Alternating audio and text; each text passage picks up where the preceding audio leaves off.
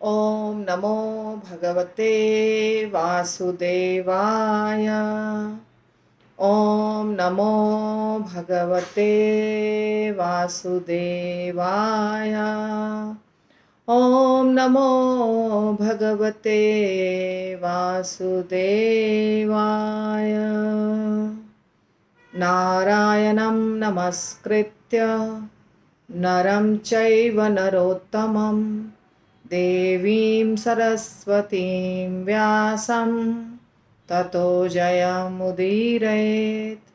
नष्टप्रायेषु अभद्रेषु नित्यं भागवत सेवया भगवतीरुत्तमश्लोके भक्तिरभवति नैष्ठिकी।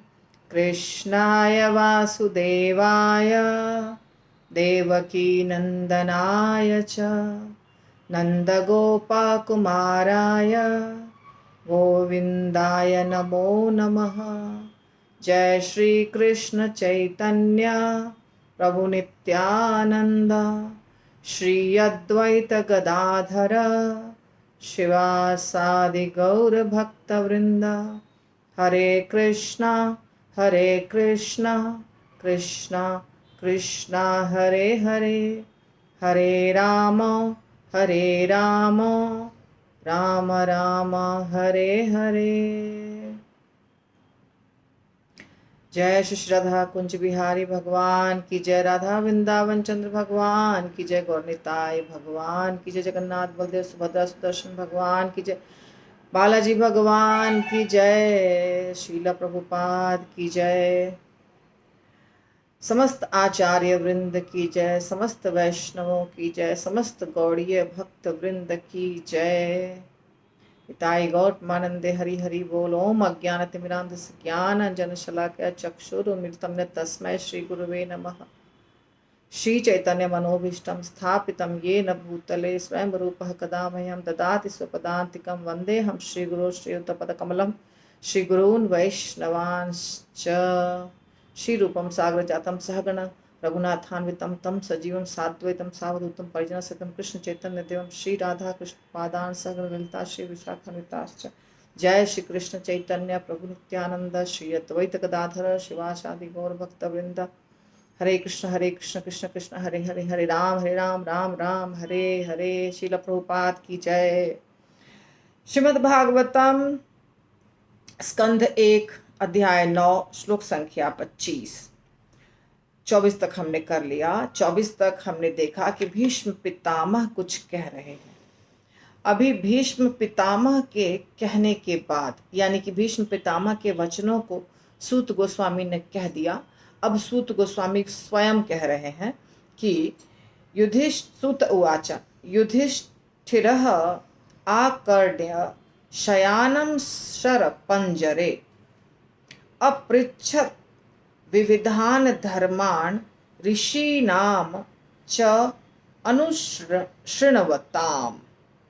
सूत उवाच, सूत गोस्वामी ने कहा, श्री सूत गोस्वामी ने कहा, युधिष्ठिर राजा युधिष्ठिर तत् वह आकर्ण्य सुनकर शयानम लेटे हुए शर पंजरे बाणों की शैया पर अपृच्छत पूछा विविधान विविध धर्मान कर्तव्यों को ऋषियों को च तथा अनुशृण्वताम सुनने के बाद। श्रील प्रभुपाद की जय। सूत गोस्वामी ने कहा, भीष्म देव को इस प्रकार आग्रह पूर्ण स्वर में बोलते देखकर महाराज युधिष्ठिर ने समस्त महर्षियों की उपस्थिति में उनसे विभिन्न धार्मिक कृत्यों के अनिवार्य सिद्धांत पूछे।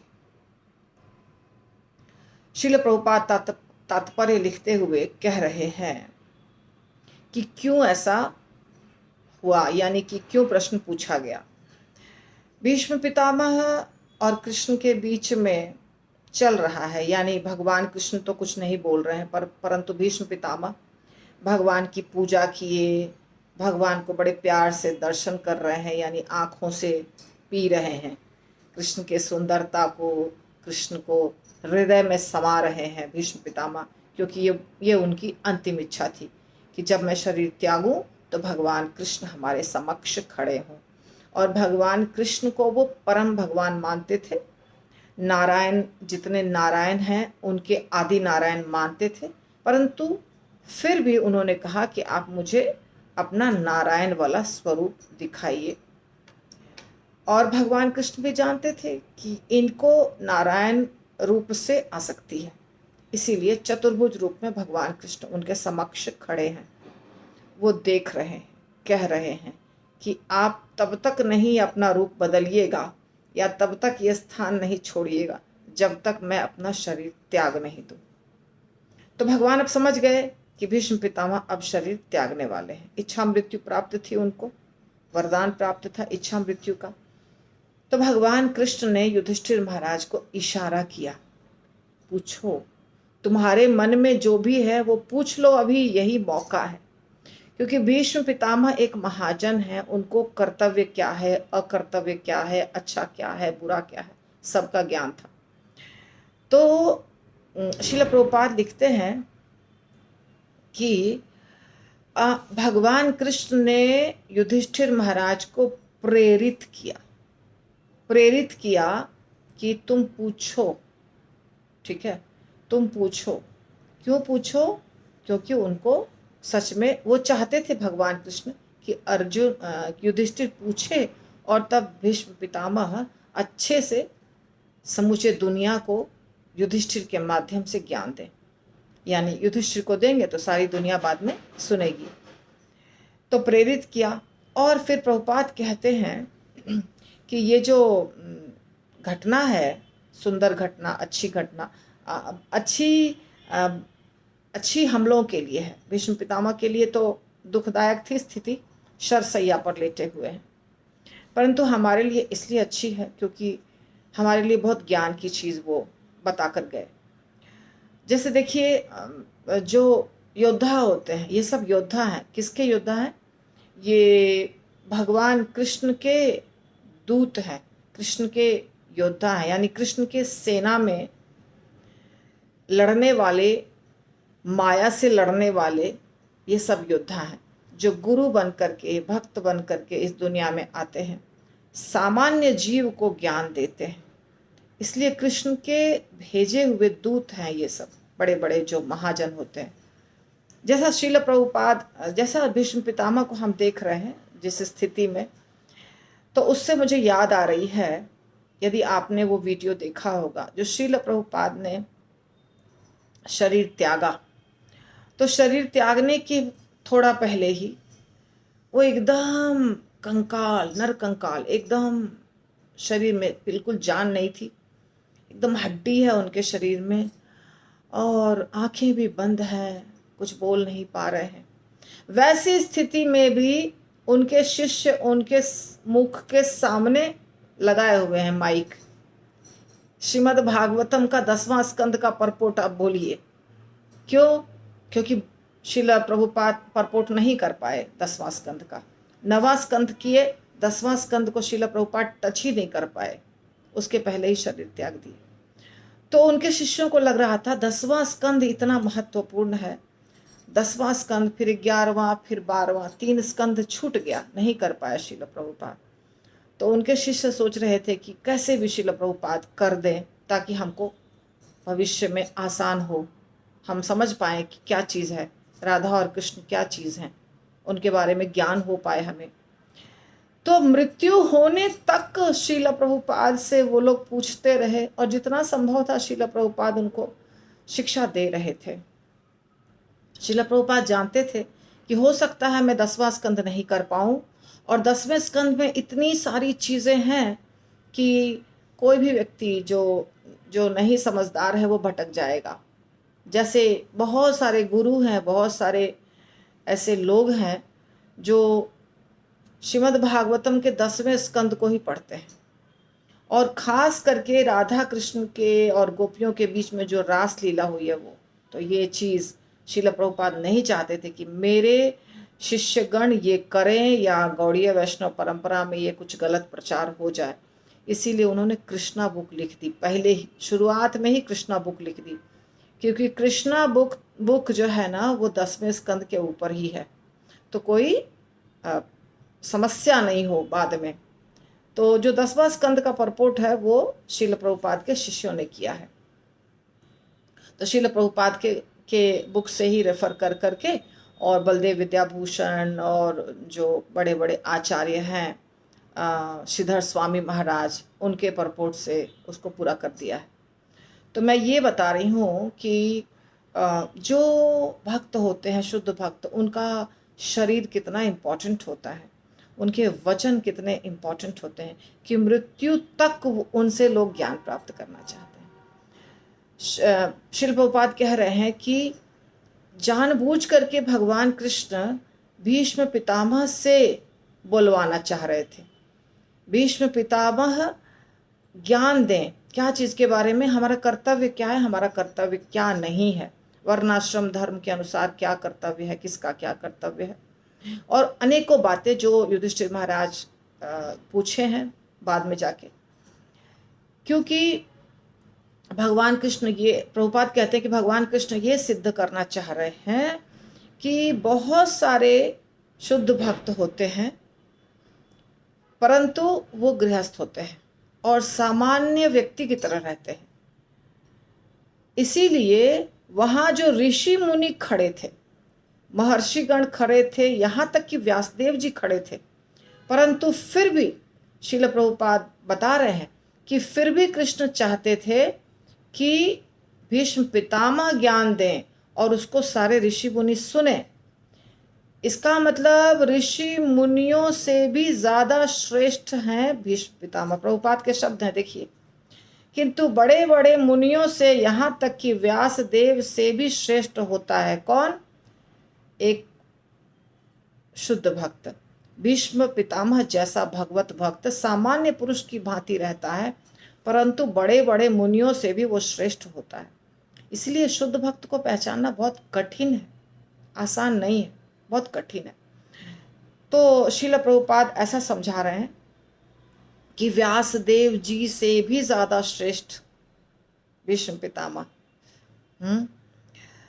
तो दूसरी बात यह है कि भीष्म पितामह शरशैया पर थे, और शरशैया यानी आप समझिए एक छोटा सा कांटा चुभता है तो हमारी हालत खराब हो जाती है, और जिनके पूरे शरीर में बाण चुभा हुआ है, यानी आर पार बाण पूरे शरीर के आर पार है, फिर भी पीड़ा में है। ऐसी अवस्था में प्रश्न नहीं पूछा जाना चाहिए, परंतु फिर भी भगवान कृष्ण ये सिद्ध करना चाहते थे कि शुद्ध भक्त सदैव आध्यात्मिक प्रकाश में रहता है। सदैव आध्यात्मिक प्रकाश होने के कारण शरीर और मन उसका स्वस्थ रहता है। उसके शरीर में चाहे कितनी पीड़ा हो वो उसको लगती नहीं है, उसको समझ में नहीं आता है, भगवत कृपा से। इसीलिए उस पीड़ित अवस्था में भी भीष्म पितामह इतना महत्वपूर्ण ज्ञान दे पाए, ये भी कृष्ण बताना चाह रहे हैं सब लोगों को। तो भगवत भक्त किसी भी अवस्था में रहकर जीवन की जो सही दिशा है उसको बता सकते हैं। भगवत भक्त को बाहरी अवस्था से ज़्यादा फर्क नहीं पड़ता है कि उसका शरीर बीमार है, कमज़ोर है, बूढ़ा है। अगर वो शुद्ध भक्त है तो उस अवस्था में भी वो उत्तम कोटि का ज्ञान देगा। तो ये चक्रधारी कृष्ण की योजना थी, क्योंकि वे अपने भक्त के महिमा को स्थापित करना चाहते थे। भगवान कृष्ण भीष्म पितामह को बहुत सम्मान दे रहे थे कि अनंत काल तक भीष्म पितामह के बारे में लोग बोलें, उनका गुणगान करें और उनको प्रसिद्ध बनाना चाहते थे। यहाँ पे प्रभुपाद एक और चीज़ बता रहे हैं कि पिता चाहता है कि मेरा पुत्र मेरे से ज़्यादा प्रसिद्ध हो, मेरा पुत्र मेरे से ज़्यादा महान हो, सारी दुनिया बोले कि इसके पिता कौन है। यानी अगर पिता के नाम से पुत्र जाना जाता है तो उसमें कुछ मज़ा नहीं है, आनंद नहीं है, लेकिन अगर पुत्र के नाम से पिता जाना जाता है उसमें सब पिता को खुशी मिलती है कि अरे इसका पुत्र, हाँ आपका पुत्र है ये, आपका पुत्र है ये, इतना इतना महान आपका बेटा है, अरे इसकी माता कौन है, इसके पिता कौन है, ऐसा पूछते हैं ना हम लोग जब किसी को, मैं तो श्रील प्रभुपाद के पुत्र से मिली हूँ, श्रील प्रभुपाद के पुत्र से और श्रील प्रभुपाद की बहन से मैं मिली हूँ। हमने फ़ोटो भी खिंचाया, पर वो फ़ोटो जब खींचा शुभांगी राधा माता जी की बेटी अच्युत राधिका ने, लेकिन बाद में पता चला कि उसमें रील ही नहीं था कि क्या था गड़बड़, तो फ़ोटो डेवलप नहीं हो पाया, तो हमने फ़ोटो खिंचाया। तो श्रील प्रभुपाद के पुत्र हैं, परंतु हम प्रभुपाद के द्वारा हम पहचानते हैं कि श्रील प्रभुपाद के ये पुत्र हैं, यानी पिता बहुत महान है और उनके द्वारा हम पुत्र को पहचानते हैं। तो इसमें मज़ा नहीं आता है। श्रील प्रभुपाद को भी मज़ा नहीं आ रहा था। श्रील प्रभुपाद भी चाहते थे मेरा पुत्र बहुत बड़ा भक्त बने। अभी हम गौर मोहन डे के बारे में जब सुनते हैं, गौर मोहन डे श्रील प्रभुपाद के पिता थे, तो हमें कितनी खुशी होती, अरे वाह कितने महान होंगे, वो क्या क्या करते थे। अरे वो रात को 10 बजे पूजा करते थे, तो उनका 10 बजे रात को पूजा करना भी अच्छा लगता है। वो राधा और कृष्ण का खिलौना ला के दिए थे श्रील प्रभुपाद को, तो हम उनके हर लीला को सुनते हैं। गौर मोहन डे कैसे महान थे, अपने पुत्र से कितना प्यार करते थे। क्यों श्रील प्रभुपाद इतने बड़े बने? क्योंकि उनके पिता का फुल सपोर्ट था, जो भी चीज़ था। तो हम पुत्र अगर महान बनता है तो पिता को बहुत खुशी मिलती है। एक पिता और पुत्र दोनों महान हैं, एक पिता और पुत्र दोनों महान हैं। वो कौन है? श्रील भक्ति विनोद ठाकुर और उनके पुत्र श्रील भक्ति सिद्धांत सरस्वती ठाकुर, दोनों महान हैं। तो ये तो और भी गजब की बात हो गई।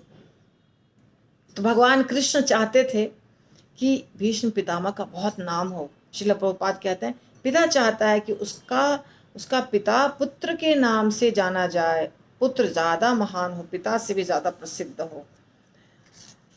और भगवान बलपूर्वक घोषित करते हैं ये भी बात कि भक्तों की पूजा उनके पूजा से ज़्यादा मूल्यवान है। यानी भगवान कृष्ण भक्त को बहुत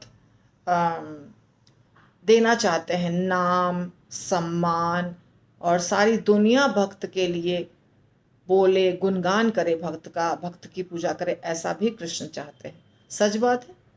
भगवान कृष्ण के प्रसन्नता के लिए भक्त अपना जान लगा देता है, शरीर लगा देता है, समय लगाता है, मन लगाता है, कष्ट सहता है, तो भगवान तो प्रसन्न होंगे ही। तो ये सारी चीज़ें श्रील प्रभुपाद ने बताया कि इसके कारण भीष्म पितामह ने बोला, कृष्ण ने उनको युधिष्ठिर को प्रेरित किया कि तुम प्रश्न पूछो, और युधिष्ठिर महाराज ने विभिन्न धार्मिक कृत्यों के अनिवार्य सिद्धांत पूछे। धर्म जो है वो, युधिष्ठिर महाराज तो धर्मराज थे ना, धर्मराज बोला जाता था उनको। तो युधिष्ठिर महाराज के पास खुद भी बहुत ज्ञान था धर्म के बारे में, क्योंकि वो तो धर्मराज थे। परंतु फिर भी वो दुखी थे। परंतु जब भीष्म पितामह ने उनको धर्म का ज्ञान दिया, कर्तव्य अकर्तव्य का ज्ञान दिया, जो युधिष्ठिर महाराज ने उनसे पूछा, अनिवार्य सिद्धांत, तब जाकर के युधिष्ठिर महाराज को अच्छा लगा। तो अगला श्लोक हम देखते हैं। पुरुष स्वभाव विहितान यथा वर्णम यथाश्रमम वैराग्य राग उपाधिभ्याम आमनात उभय लक्षणान। पुरुष यानी मनुष्य स्वभाव अपने गुणों से विहित अनुमत यथा के अनुसार वर्णम जातियों का वर्गीकरण, यथा के अनुसार आश्रमम जीवन के आश्रम, वैराग्य विरक्ति, राग आसक्ति, उपाधिभ्याम ऐसी उपाधियों से, आमनात क्रमबद्ध रूप से, उभय दोनों लक्षणों को। महाराज युधिष्ठिर के पूछे जाने पर भीष्म पितामह ने सर्वप्रथम व्यक्ति की योग्यताओं के अनुसार जातियों के वर्गीकरण अर्थात वर्ण तथा जीवन के आश्रमों का वर्णन किया। फिर उन्होंने क्रमबद्ध रूप से निवृत्ति तथा प्रवृत्ति नामक 2 विभागों का वर्णन किया। तो श्रील प्रभुपाद परपोर्ट में बहुत कुछ लिख दिए हैं, मतलब ये इस श्लोक का परपोर्ट आज संभव नहीं है पूरा कर पाना, बहुत सारी चीज़ें हैं और हमको छोड़ना भी नहीं है। श्रील प्रभुपाद के वचनों को छोड़ेंगे तो क्या समझ में आएगा, कोई फ़ायदा नहीं ना। इसलिए हम इसको पूरा पढ़ेंगे अच्छे से, मतलब जैसे मैं बताती हूँ हमेशा थोड़ा इम्पोर्टेंट चीज़ें। तो सूत गोस्वामी कह रहे हैं कि युधिष्ठिर महाराज जब पूछे, प्रश्न नहीं यहाँ बता रहे हैं, सीधा बता रहे हैं कि युधिष्ठिर महाराज ने जब पूछा तो भीष्म पितामह ने पहले क्या बताया, वर्णाश्रम धर्म के बारे में, यानी कि किसको क्या करना चाहिए इत्यादि, वर्गीकरण, 4 वर्ण और 4 आश्रम। फिर प्रवृत्ति और निवृत्ति के बारे में विशेष करके बताया, प्रवृत्ति क्या है, निवृत्ति क्या है, दोनों चीज़ों के बारे में बताया। तो आगे हमको पता चलेगा, परंतु प्रभुपाद का जो परपोट है वो हम अभी देखेंगे। 4 वर्णों तथा 4 आश्रमों की विचारधारा ये तो भगवान ने स्वयं कर दिया है। चातुर्वर्ण्यम मया सृष्टम गुणकर्म विभागशः, ये 4थे अध्याय में ही है, 13वें नंबर श्लोक में। तस्य कर्तारम अपि माम विद्धि अकर्तारम अव्ययम। तो मनुष्य जो है उनको 4 वर्ण और 4 आश्रमों में बांटा है, और भगवान ने ही बांटा है। हाँ, तो क्यों बांटा है, क्योंकि प्रभुपाद बता रहे हैं कि व्यक्ति चाहे जहाँ भी जन्म ले, जिस स्थान पे जन्म ले, जिस जाति में जन्म ले, जिस आश्रम में रहे, उस जगह वहाँ रह के भी वो उन्नति कर सके धीरे धीरे, और भव बंधन से, यानी यहाँ ये जो दुनिया में हम पड़े हुए हैं चक्र, जन्म मृत्यु जरा व्याधि के जो चक्र में पड़े हुए हैं, उससे छुटकारा हमको मिल सके। इसीलिए वर्णाश्रम धर्म का वर्णन किया है भगवान ने स्वयं, और लोगों को बांटा है वर्णाश्रम धर्म के अनुसार, अलग अलग जाति और अलग अलग वर्ण। जाति बोलने से लोगों को बहुत टेंशन होता है। देखिए ये 4 वर्ण है, उसके अंदर फिर जातियां भी हो सकती हैं, ज़्यादा कम जो भी है, पर मुख्य 4 ही वर्ण है, और ये अलग टॉपिक है, उसके बारे में अभी हम चर्चा नहीं करेंगे। ये तो भगवान ने खुद ही बोला है, गुण और कर्म के आधार पर मैंने खुद बनाया है, मया सृष्टम, यानी भगवान ने स्वयं बनाया है। गुण कर्म विभागशः, गुण और कर्म के आधार पर 4 विभाग बना दिया है भगवान ने, चातुर यानी 4। तो भाव बंधन से हमको छुड़ाने के लिए, इसका वर्णन सारे पुराणों में है। चातुर यानी 4 वर्ण और 4 आश्रमों का वर्णन सारे पुराणों में है। प्रभुपाद लिख रहे हैं सभी पुराणों में, प्रायः सभी पुराणों में, ऐसा नहीं कि सिर्फ भगवत गीता में, सारे पुराणों में इसका वर्णन है। और महाभारत में भी इसका वर्णन है, शांति पर्व में 60वें अध्याय में, ठीक है, महाभारत में। तो इसका वर्णन भीष्म पितामह ने किया, विस्तृत वर्णन भीष्म पितामह के द्वारा किया गया है। अभी यहाँ पे जो प्रभुपाद बता रहे हैं हमको कि सभ्य मनुष्यों के लिए वर्णाश्रम धर्म की संस्तुति की गई। जो सभ्य है, जो असभ्य है, जंगल में रहते हैं, आदिवासी हैं, उनसे तो कुछ उम्मीद नहीं कर सकते। आर्य जो होते हैं उनको सभ्य माना जाता है। आर्य, आप महाभारत सीरियल में सुनते होंगे हमेशा, आर्य पुत्र, आर्य पुत्र। और हिस्ट्री में भी पढ़ाते हैं, पता नहीं हिस्ट्री वाला सही बोलते हैं कि क्या बोलते हैं, हिस्ट्री में तो बोलते हैं आर्यंस, हिस्ट्री में भी आर्यंस है, द्रविड़, आर्य, ये सब अलग अलग हैं। मुझे उतना याद नहीं है, अभी मैंने पढ़ाई किया है हिस्ट्री का, लेकिन अभी मुझे कुछ याद नहीं है। तो आर्य जो होते हैं, प्रभुपाद जितना बताते हैं, बार बार उनके परपोर्ट में आता है कि आर्य उसे कहते हैं जो सभ्य होते हैं, जो वर्णाश्रम धर्म के अनुसार अपने जीवन को जीते हैं, सभ्य व्यक्ति को। बाकी जो है वो तो आहार निद्रा भय मैथुनम, ये जो 4 चीजें हैं पशु के समान है। आहार निद्रा भय मैथुनम च सामान्य में पशु भी नराणाम धर्मो हि तेषाम अधिको विशेषो धर्मेण हिना पशु भी समाना। ये श्लोक है, आहार निद्रा भय मैथुनम च, 4 चीजें कॉमन है। सामान्यम एतत् पशु भी नराणाम, सामान्य है किसमें? पशुओं में और मनुष्यों में। 4 चीजें, आहार निद्रा भय और मैथुन। मैथुन क्रिया यानी मादा और नर के बीच में, और सोना और खाना, आहार और निद्रा, और भय, भयभीत रहते हैं सब। तो ये पशु भी और मनुष्य भी। परंतु धर्मो हि तेषाम अधिको विशेषो, मनुष्यों के लिए धर्म है, धर्म जो अधिक है और विशेष है, खास है कि आपको ये धर्म का पालन करना है।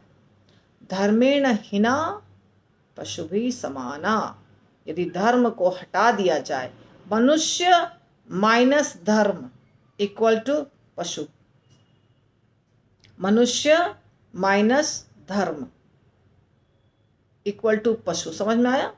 मनुष्य में से यदि धर्म को हटा दिया गया तो पशु हो गया। फिर पशु में और मनुष्य में कोई अंतर नहीं है। यानी जो मनुष्य धर्म का पालन नहीं करता है वो पशु के समान है। धर्मेण हिना पशु भी समाना।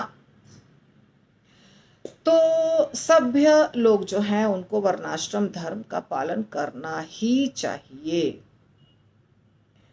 भीष्म पितामह ने सभ्य मनुष्यों के लिए 9 क्वालिफिकेशन बताइए। 9 क्वालिफिकेशंस, 9 योग्यताएं होनी चाहिए जो सभ्य पुरुष हैं उनमें।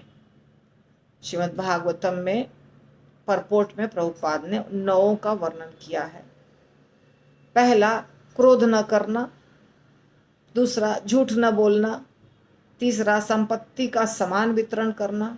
चौथा, क्षमा करना। पांचवा, अपनी वैध पत्नी से ही संतान उत्पन्न करना। छठा, मन और शरीर से शुद्ध रहना। सातवां, किसी के प्रति शत्रु भाव नहीं रखना। आठवां, सरल होना। नवां, सेवकों या आश्रितों का पालन करना। ये 9 गुण हैं, योग्यताएं हैं जो सभ्य व्यक्ति में होनी चाहिए। इसमें भक्ति करना कहीं नहीं बताया गया है। भक्ति तो अलग चीज है, पर ये सिंपल बातें हैं। इसमें कहीं भगवान की भक्ति का वर्णन नहीं है। सिंपल, जो एक साधारण मनुष्य को समझ में भी आ जाए और पालन करे। हालांकि ये बात अलग है कि भक्ति करने से ये सारे गुण पैदा होंगे हमारे अंदर, परंतु हमें ऐसा नहीं कि हम भक्ति करेंगे तो अपने आप महात्मा बन जाएंगे। नहीं नहीं, उसके लिए प्रयास करना पड़ता है। अभी जैसे बताया जा रहा है झूठ नहीं बोलना, तो झूठ तो हम जान के बोलते हैं, तो झूठ नहीं बोलने का प्रैक्टिस करना पड़ेगा। क्रोध नहीं करना, क्रोध हमको आता है। जब हम रूट कॉज में जाएंगे कि क्रोध क्यों आया, हमको इसको रोकना चाहिए, उसके ऊपर बहुत प्रयास करेंगे, चिंतन मनन करेंगे, तो धीरे धीरे क्रोध भी समाप्त होगा। संपत्ति का समान वितरण, ये कौरवों ने क्या कर दिया? नहीं दिया ना पांडवों को संपत्ति। गलत चीज। कौरव को तो सभ्य पुरुष नहीं कहा जा सकता है। संपत्ति का बंटवारा हमेशा जिसका जो अधिकार है उसको मिलना ही चाहिए। यदि किसी घर में 4 बेटे हैं, चारों बेटों को मिलना चाहिए बराबर बराबर। अब तो बेटियों को भी मिलता है, पर पहले के ज़माने में बेटियों को नहीं मिलता था प्रॉपर्टी में हिस्सा। बेटियां शादी करके, विवाह करके विदा हो जाती थी और उसके पति के घर में जो है वो उसका है, ऑफ कोर्स। लेकिन पिता के घर में उसका संपत्ति पे अधिकार कभी नहीं होता था। ये धर्मशास्त्र के अनुसार नहीं है, ये आजकल के लोग कर दिए हैं और कॉन्स्टिट्यूशन में भी नियम बन गया, ये अलग बात है। हाँ, ये है धर्मशास्त्र के अनुसार कि बेटी का जब विवाह आप करते हैं तो भरपूर मात्रा में उसके साथ सामग्री जानी चाहिए। अभी कहते हैं लोग दहेज मत लो, दहेज अपराध है, जो दहेज मांगेगा उससे हम अपने पुत्री का विवाह नहीं करेंगे। तो ये जो दहेज प्रथा, लड़कियों को सताना, जला देना, जहर दे देना, मार देना, ये सब शुरू हुआ, ये गलत है, लालच है। और ये अगर कोई करता है तो बहुत बड़ा अपराध है। परंतु जिसकी भी बेटी है, जो भी पिता है, और हमारी मान लीजिए हमें मान लीजिए 4 संतान है, 2 बेटा और 2 बेटियां, तो 2 बेटे को यहाँ की प्रॉपर्टी मिलेगी। मेरे पास जो ज़मीन है, पैसा है, जो भी हमारे पास है, घर है, तो वो 2 बेटों को बराबर बराबर मिलना चाहिए। लेकिन जो 2 बेटियां हैं, उनका जब हम विवाह करेंगे तो उनको गहना, जेवर, गाय भी, पहले तो गाय भी दान किया जाता था, तो गाय, कई बार ज़मीन दान, ये सब इतना ज़्यादा दान दिया जाता था लड़कियों को, इतना ज़्यादा दान कि वो ससुराल जाके बहुत उसका ऊंचा रहता था स्थान की, इतना लेकर आई है। पर ये खुशी खुशी, ऐसा नहीं कि हमको इतना दीजिए, ये नहीं होता था। ये गलत है कि लड़का वाला बोले हमको इतना दहेज दीजिए, फिर लड़की वाला मर मर के देता रहे। तो लड़की वाले को ये सोचना है कि अगर मुझे 4 बच्चे हैं और मेरे पास 10 बीघा ज़मीन है, तो 5-5 बीघा ज़मीन 2 बेटे को हो जाएगा। जो 2 बेटियां हैं उसको क्या मिलेगा?